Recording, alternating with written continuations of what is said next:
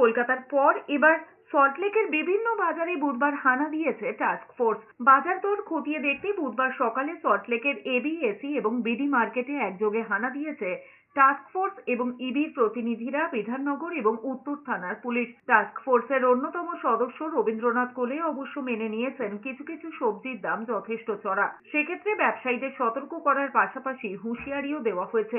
যদিও ক্রেতাদের দাবি, বাজারে হানার সময় দাম কমলেও টাস্ক ফোর্সের সদস্যরা চলে গেলে আবার যেইকে সেই। মুরগির মাংসের দামও বেশির অভিযোগেও বিক্রেতাদের প্রশ্ন করেছেন টাস্ক ফোর্সের আধিকারিকরা। আলু, মুরগির মাংসের দাম শুনে তাজ্জব হয়ে যান টাস্ক ফোর্সের সদস্যরা।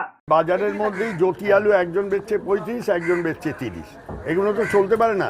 যত গোলমাল রিটেল সেক্টরে হচ্ছে, কোথাও গোলমাল নেই, কোনো গোলমাল নেই। 30 টাকায় যে আলুটা তার পাশের লোক 35 টাকা, এটা তো একটা সম্পূর্ণ বেআইনি কাজ, অসামাজিক কাজকর্ম চালাচ্ছে। মুখ্যমন্ত্রী চায় না কারোর এগেনস্টে পিউনিটিভ অ্যাকশন নিতে, কিন্তু এরকম আচরণ করলে তখন বাধ্য হবে প্রশাসন ব্যবস্থা নিতে।